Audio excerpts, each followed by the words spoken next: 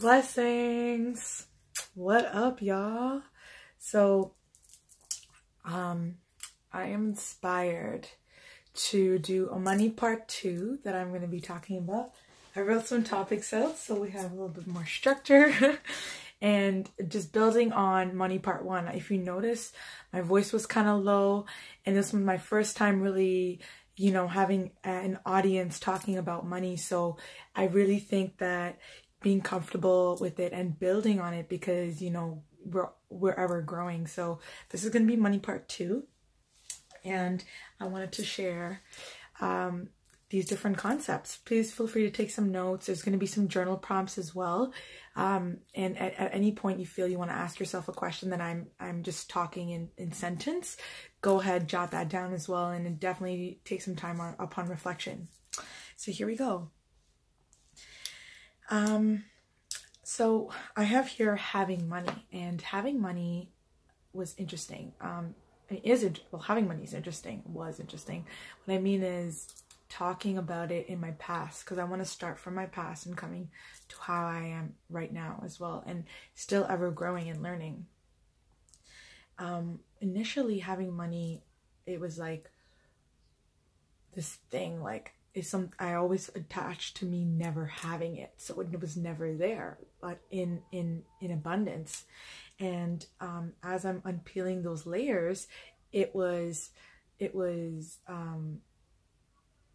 releasing that fear and that years of buildup of that belief. That belief was built up since really long time. Like I can't even trace the moment. It could be the time when I hated math growing up.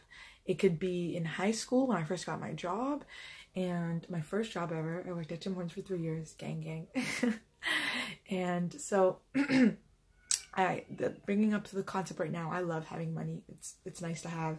I'm not fearful of that I'm not going to have it, because it allows me to just know that I always allow myself to be in a space where that's me having something is always a possibility. And I want to talk about money, and I feel like part of the hate that came from it was because I hated math. It's such a young age, like the ripe age of whenever you have to learn multiplication tables. That was when that was when this whole thing began. So it's been very interesting, because it's been like almost 20 years of that belief, and now it's like releasing. But I'm so committed to myself that it's been I feel like it's being released a lot faster than it was building. Yeah, so that's the one thing. And so having large amounts. Okay, so growing up, I think, like I said, I had my first job, I was in high school, and I think for a very long time $600 was like a lot for me. Okay, wherever you are at in your money journey, that's fine. For me, $600 is not a lot. It's not a lot. And I was just like, why do I think that's a lot of money? Like, that's not even a thing. Anyway, so just becoming comfortable with that, and knowing that I get to have larger amounts, and I get to talk in larger amounts, and I get to make business in larger amounts, and I get to be a part of that range that's beyond like couple thousands, and you know, and feeling comfortable with that. Because as I'm telling you that to you, how is your body reacting to that? How are your thoughts? Like, are they like, ah, what the fuck are you talking about? Or like, did some part of your body just tighten up? That will show you that you have some sort of resistance to the topic of what I'm sharing. And always never having large amounts in my bank account, because I thought 600 was large, when when you're 16 it is, right? And then this was just a buildup of not being comfortable to talk about money as well. Like I would stutter when I had to ask for things, how much they cost. I would stutter when certain people would sell me things, when it just evolved an exchange of a sale of money.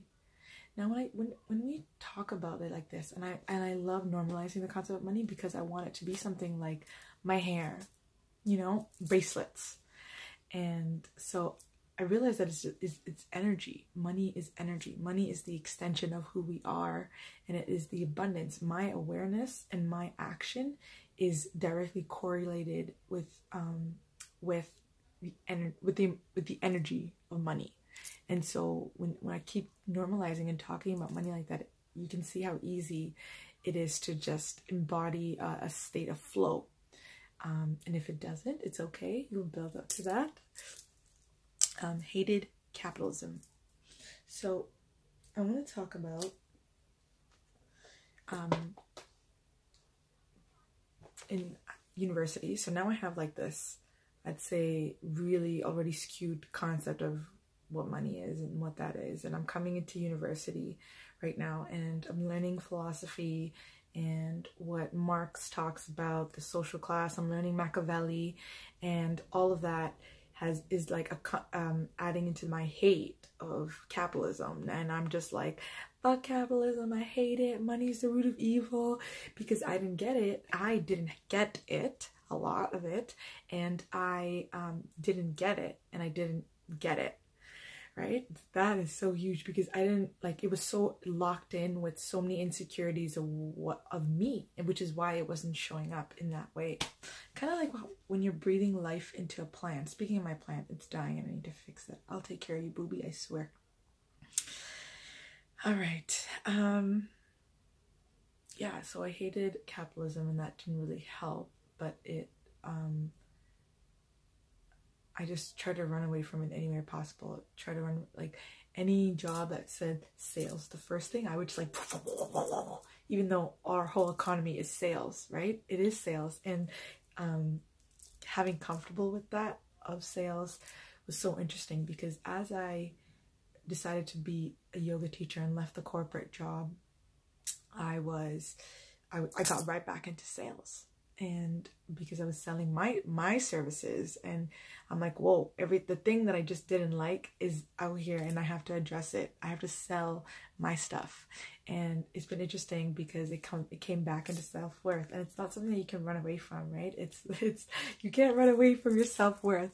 You can't run away from your self-worth. Wow, deep. And so it was very interesting about that. And now I see capitalism as a tool. It is a tool. I'm not saying it's the best thing, but it's definitely something that is present, that is a utensil. And you know, you can mix with any utensil. You just gotta add your own flavor to it.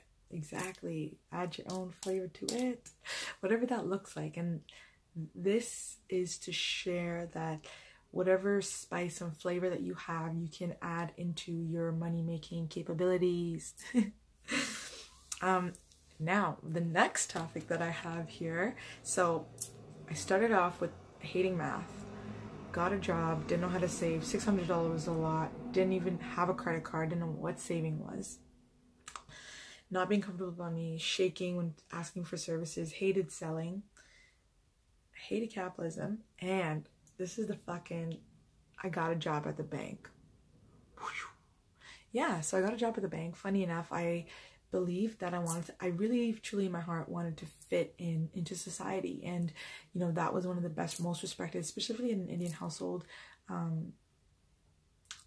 job. It's one of the respected jobs. And so me joining the bank was everything. I was my parents' wet dream. I like to think I still am, but that's a different story for another day. Yes, so got a job at the bank. Now I was working in university. I was killing it, you know, doing good in my grades, I got benefits, making money that I hadn't seen. I was working half the time because my rate increased, and I dreaded it. I hated every fucking moment of it because I hated sales. I hated manipulating people, or so I thought. Well, part of it was kind of manipulation, because that's what sales is. It's like, manipulation doesn't have to have a negative context. It's the energy behind what you put it, because you can manipulate cells, and it doesn't have to be, or like cells manipulate when we, you know, add something or drink some water, or like just do certain things, right? So that was a thing and a half. few months later, they fired me because I sucked at my job, because I hated it, because I wasn't able to sell and I wasn't able to upsell people products, because I didn't get the point of it, because I didn't understand capitalism and this philosophy being going in there. It was such an interesting thing because my professor was my reference, and I think he was very surprised that I also had joined a bank in that way, because not that we were like coming together and like, oh, fuck society, but we were just saying what exists, how can life be better, how can we bring in more structure into our society to create more harmony and less disharmony between people, between like what the concept of elite means, and normalizing that. So he's like, oh, okay, yeah, I can be your reference, because we would have talks and I was like a student in his class. And yeah, they fired me because I sucked at my job, and I'm so glad I got to leave, because I think I would have made myself miserable if I stayed there, because I wouldn't have quit, because I have this expectation that I was being a good daughter for being there and fitting in. Okay. Journal prompt time. I want to ask you, when do you feel resistance when you're spending money? Okay. Take a moment, write it down. What kind of feelings come up when you feel like when you need to spend a certain amount of money? What do you think of money? And there's another one I want to say. It will come back. So, gas money.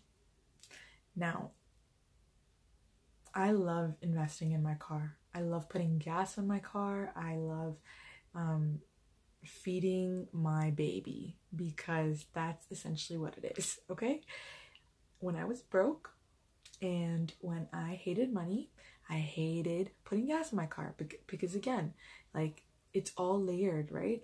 Because I didn't have money, or so I thought I didn't have money. I did have money coming in all times, but I was just so shaky with it, because I believed like I didn't have money, and then I had to fill my gas all the time, so my money was leaving, and I hated it, and so I would hate it, and then if I hated it, I wouldn't have money for gas, and then it was just a fucking rippling domino effect. And one day I was driving my car, and I'm like, I fucking love putting juice in my baby, yo. Hell yeah. What the fuck? My car takes me to business meetings, to work, to dinners, to travels, to happiness, like all these different things, you know? So yeah, I fucking love my baby, and I'm gonna put some money in that. Like, hell yeah. So I want to ask you, how do you relate when you are filling gas in your car, when you're buying groceries for yourself, your basic necessities? It's really important to have, you know, cultivate, not like have, but like really from the core of who you are, cultivate this love for spending money on your basic necessities. When you allow space of, that is something that I want in my life, and that's it, you allow yourself, you decide that you want to make that much money to do it. Now, when I got fired from my bank job, I joined another corporate job, and then I had quit I was asked to quit my corporate job because I wanted to do a 1-month yoga teacher training, which would need me to come in 1 hour later for the whole month of the month. But they didn't like that. I didn't get why. I told them I'd make it up in the weekends or want to stay 1 hour later. They were not having it. So I decided to jump to my yoga, and that was interesting because with my money mindset fear at the time, I thought, oh, my pay is going down, so I have to cut my costs. At the time, I was playing violin classes, and it broke my heart. Oh my God, I'm gonna get teary-eyed because it broke my heart that I had to give up my violin classes. I regret it, and I know that that's not the case. All I had to do was up my money to match so I can pay for my classes. That's how easy it is. You don't cut costs. You just decide to make more money. You decide to make more money to cover your costs. And I'm still working on that as well. and learning about that. And so as I'm learning and up-leveling, I'm also wanting to share information with all y'all. And that has been a really interesting experience. It's of, oh, now I don't have money coming in. And you can create another avenue of money enrolling in any way that you want, whatever that looks like. If you have any questions, please reach out. I would love to help you and just work on having an awesome fucking life all the time. Okay, so we talked about this, we could talk about saving as well. Well, I think I already talked about it, but like basically I didn't like saving because I had this view that saving is this fear that you're not going to have enough because of capitalism is very unstable. And so I would rebel. My parents would be like, save. And I'm like, rebel. Oh my gosh, you just have a lack mentality. You just have a like, I'm not fucking saving anything. When I went the total opposite direction, which is interesting. So just be wary if you're doing that. And sometimes I realize that like me and some people, we don't believe that we deserve to have money. So as soon as it comes in whatever amount, it just shoots out. And yes, it's spending habits, but it's I wouldn't say more, like honestly, I'd say maybe like 5% spending habits and the rest mindset over what you believe about money and how much you believe you deserve. Because if you always knew there was always going to be more for tomorrow, how would you live your life? And that's you know, some people are like, oh, that's a very lush, abundant lifestyle. I think it's a balance of that abundance and knowing, you know, that you're not going to be over wasting water. You know, it's that balance, like, and of knowing that just because I have so much coming in doesn't mean I have to waste it on stuff that doesn't matter. Because, you know, just being more intentional with your spending. Like, I love this, I'm not forced to do this with my money, so I don't have to do it, and you don't have to do it. Okay, small hole sink a ship. Small hole sink a ship is the idea. This was a quote that I read, and it changed my life because I was taught that, you know, bigger purchases are worse. So I would spend small amounts everywhere.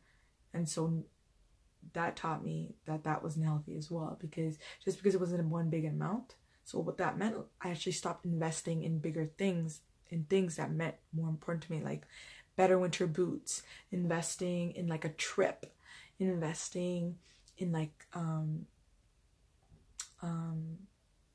you know, shit that adds value to your life, rather than like fucking candy that's $5 or tank top that's $2 and like all this stuff. So small hole sink a ship too. I want you to eradicate this idea that just because you're spending less doesn't mean you're always saving. Let me rephrase that. What I mean is, because you might be spending a lot more in smaller amounts than spending less in larger amounts. And that's what I realized I've been doing as well, like just being comfortable with spending larger amounts and receiving larger amounts. I love doing that because familiarizing myself with large amounts of money feels really comfortable to me in like ranges of couple thousands, double thousands, and I like that. That feels good. Yes. Check. Okay. Ooh, I got this topic is nice. Okay, so I got $100 shoes versus $100 healing session. Now, I'm in holistic health, and holistic health is growing exponentially. It's a multi-dollar field. A lot of people, and I'm so unavailable for this anymore, which is that it's happening less for me, but I've been in that space. I was this person where I'd be like, oh, I'd buy a $200 bag, but if someone told me, okay, so there's the $200 healing session, I'd be like, for what? I ain't getting anything, right? And the thing is that because it's something more tangible, we're mounting a value to it, but something that's non-tangible, it's like, for what though? Right? And just know that those are just shoes as well.